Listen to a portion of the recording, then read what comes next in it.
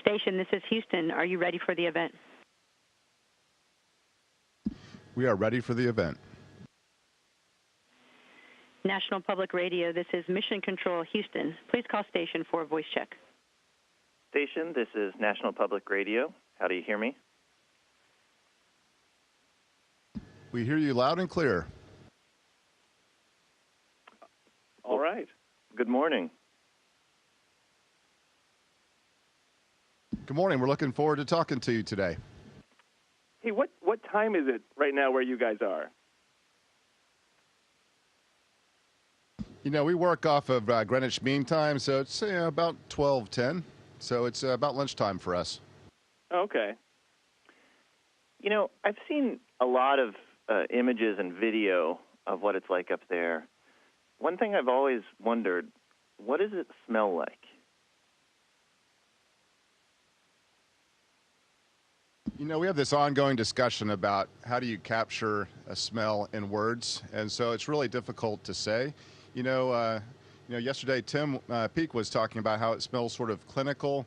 It's really hard to describe, but in general, the air is very well processed, and so once you've been here for a while, you don't smell anything to speak of. Jeff just came the other day, and he said he had this distinct memory of having been here before because of the smell of Space Station. When was the last time one of you guys sneezed?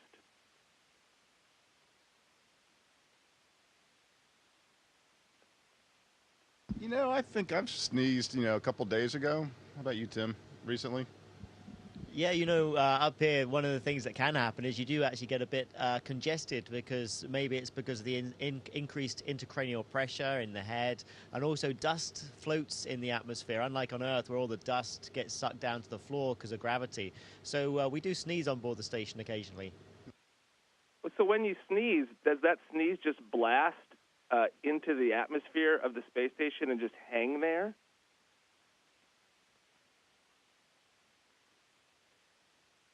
That goes back to the point that Tim made about us having a very good air circulation system here. So the airflow goes in a very definite direction with our extractor fans, and that cleans up the atmosphere for us. I'm curious, are you up there, are you able to pick out the constellations that we can see on Earth? Like, could you say find the Big Dipper, or are there just too many stars to see it?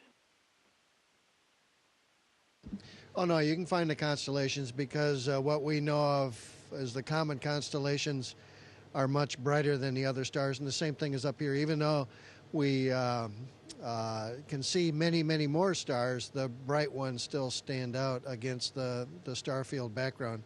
It's interesting, most of our windows point to the Earth, so we have very few windows that give us access to the star field, but the cupola is one of those places where you can see the star field about 20 degrees or so above the horizon. If you turn all the lights off and you're on the night side of the Earth, then you see this spectacular array of the stars.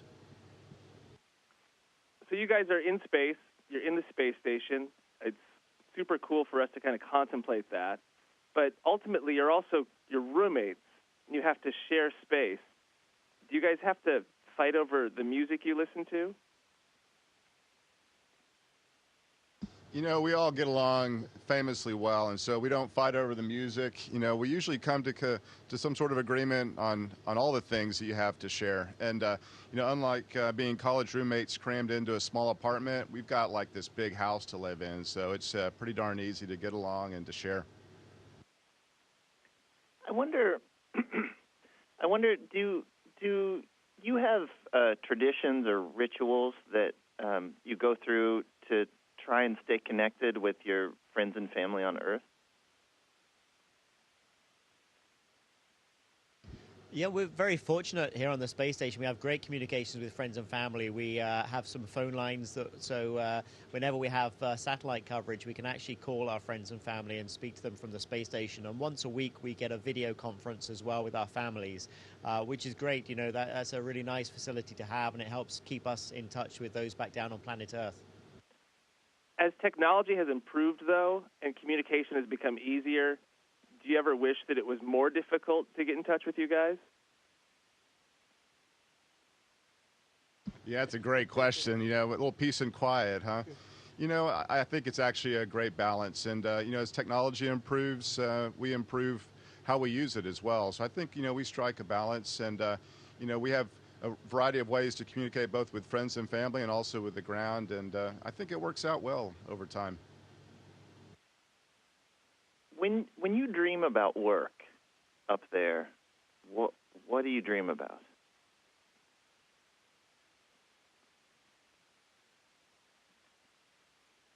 So we just had a little sidebar conversation here. Jeff and Tim say they really don't dream much, And I think, the dreams here, I think, when you sleep at night, it's a similar pattern to being on Earth. There is sort of a transition for a lot of folks where their dreams transition from earthbound to floating. I think since we've been here for 100 days as of today, some of my dreams, I'm floating, some I'm back on Earth and remembering childhood memories and things like that. So it's like being on Earth, only this added flavor of having some dreams in zero gravity. Have you guys ever been walking around, or I guess floating around in the space station and found something that shouldn't be there? Like, when you're at home, you might see a spider in the corner or something like that. Does that ever happen when you're floating in space?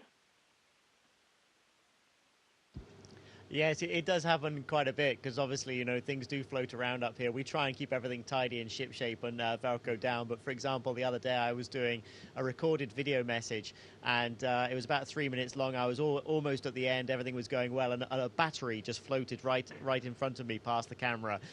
So that kind of stuff can happen occasionally. But we try and keep everything tidied down. The other thing that's interesting I noticed as well the other day was something out the corner of my eye moving. And my first thought was it will be a fly or a mosquito or a bug. But of course, there are no insects up here. And it does take a while before you get used to that. There are no spiders, no bugs, no nothing. I was looking at all these old photos that NASA had released of the Apollo missions. And everyone up there looked so normal. It looked like they were just living their lives. They just happened to be in space. I wonder if you have moments where you're just doing the day-to-day things you do, shaving, eating, and you suddenly remember where you are. It's a very surreal environment in which to live because part of it is just like every day you have to, get up in the morning and get ready, get cleaned up, have breakfast. But then every once in a while you realize that, hey, it's completely different in some respects. So I think, part of the fact that it's so strange here is that it feels so normal just to live and adapt to this very interesting environment. When you're talking to older astronauts or astronauts that have, been doing this, or astronauts that were doing this, a long time ago, did they ever, talk about how they earned it more, how it was harder back then, and did they ever give you grief? No, actually, it's just the opposite. When I have conversations anyway, speaking personally with some of the older folks, they greatly respect what we're doing now.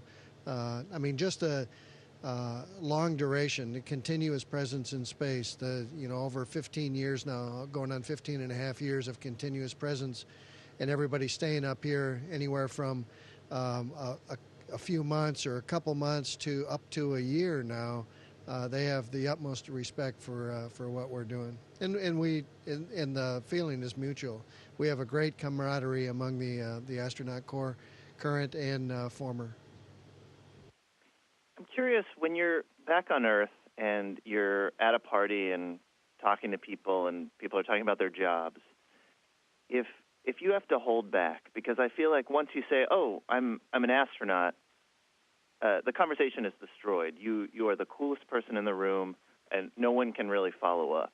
You have to kind of pull back a bit. It's a great observation because, I think we all consider this to be about the coolest job in the world. And sometimes when, you are at that cocktail party and that comes out that, this is our job, then it does really sort of change the topic completely. So It's just something to work through. If you really want to be the center of attention at a party, all you got to do is say what your job is, and it sort of steers the conversation. But I think most of us just prefer to try to blend in and be part of the group. Would you ever go out in public wearing a spacesuit just so you wouldn't have to tell people you were an astronaut? That would definitely not be my preference. But we have a lot of events where we go out in our blue suits. We know exactly what it's like to go around and to put that on display. Well, thank you all so much, and thanks for the work you do. Thank you so much. You enjoyed the conversation, and you all have a great day. Take care.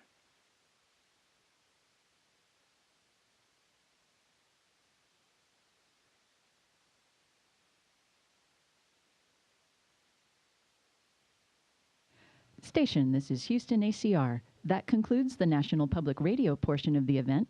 Please stand by for a voice check from Wired. Station, this is Wired. How do you hear me? We hear you loud and clear.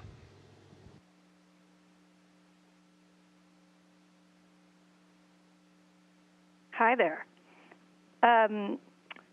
So these questions that I'm going to ask these came from Google searches. These are sort of the most searched questions on Google. So this is what the people would like to know.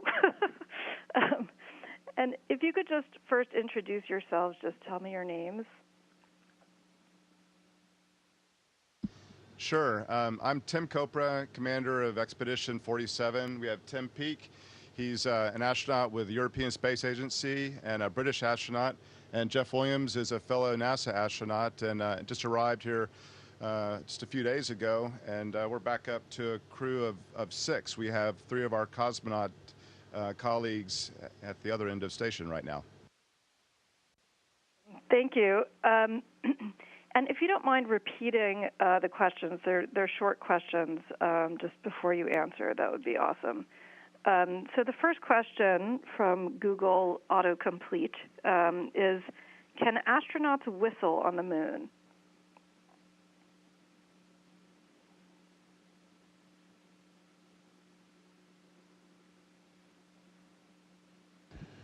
Can we whistle on the moon? Well, that means the real question is, can we whistle in a spacesuit? And it can be very difficult, actually, when you're outside doing a spacewalk, and it would be the same on the moon, because in that case, you're breathing 100% oxygen, which means you're at a much lower atmosphere because you don't need to be at a higher pressure. So when you're at a lower pressure. So when you're at a lower pressure, whistling becomes a little bit more challenging. We certainly can whistle here inside the space station because we're at the sea level atmospheric pressure. Can you demonstrate?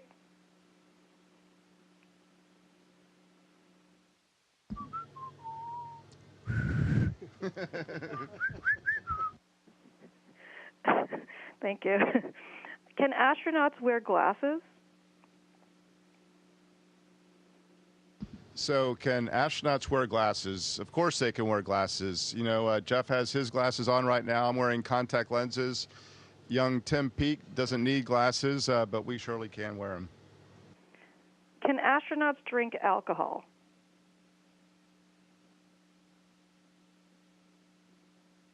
Well, astronauts can drink alcohol when we're training on the ground on planet Earth, but alcohol is not permitted on board the space station. Can astronauts cry in space?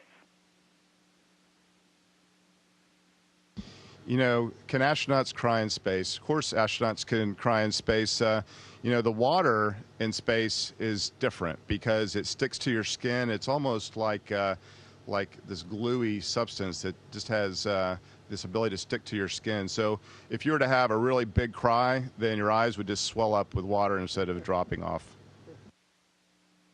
Can astronauts have piercings?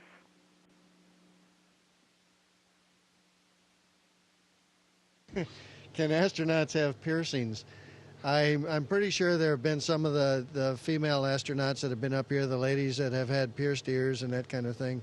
Other than that, I'm not aware of any. but I'm also not aware of any restrictions. So, but I would suggest if somebody gets a piercing, they do it on the ground, not here. Okay. Do astronauts drink their own pee?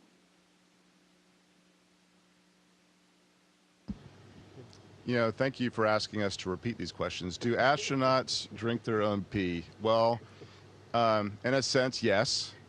We have the ability to process water here, and which is an amazing thing, right? We take the condensate that the system collects up, the urine, and all that gets processed and then put out of a portable water dispenser, which is right over our head. So every day, that's pretty much what we do. Do astronauts keep their suits?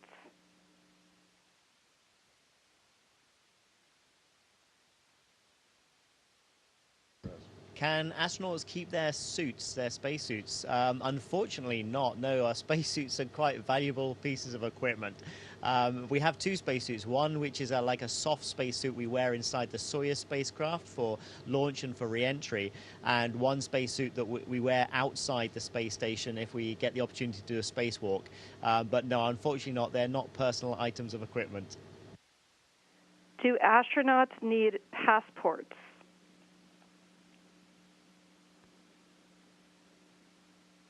Do astronauts need passports? Actually, when we come home, we do need passports because we land in Kazakhstan and we have to go through customs. And so our ground team makes sure that we have our passports so that we can actually leave Kazakhstan and go back to America when we're done. Do astronauts drink Tang?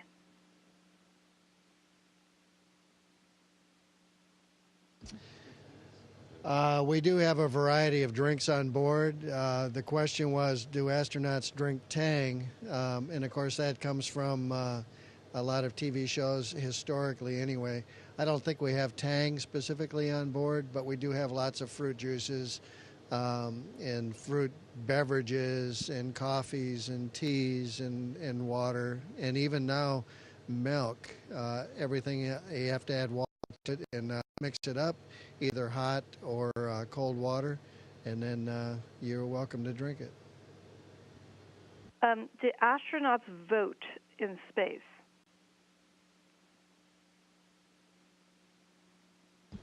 Do astronauts vote in space? Yes, we can vote in space. In fact, NASA has been very good about setting up a process so that we can participate in the electoral process. Do astronauts wear diapers?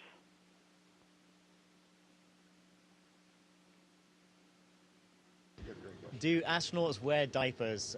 Yes is the answer to that question.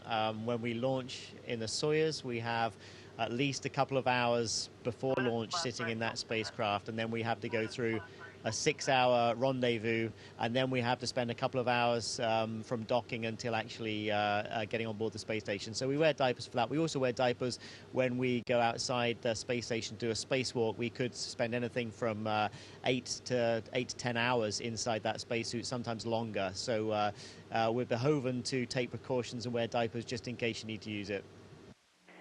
Can humans colonize Mars?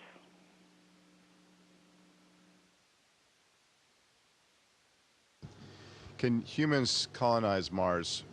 I think, of course, we can colonize Mars. It's both a technical and a political question because it would take a tremendous amount of resources, and that has to have the political will and the funding to do that. And then obviously we need to develop the technology both to get there quickly, land on the planet, and then be able to live there. But I'm certain that someday we'll be able to see that, hopefully in our lifetime. Okay, thank you guys so much. This was awesome. That was what the crowd out there would like to know. One last question is just, I have two little boys who are 4 and 6 years old, and they would love to be astronauts. Do you have any last words of advice that you'd give to kids? You know, every young person who has the aspiration to be an astronaut should study hard in math and science, follow their passion educationally, and be able to get along well with people. And if you can do those things, you'll be so competitive to become an astronaut, you'll be able to reach your goal. Thank you so much. Thank you so much, guys. Thank you. Have a great day.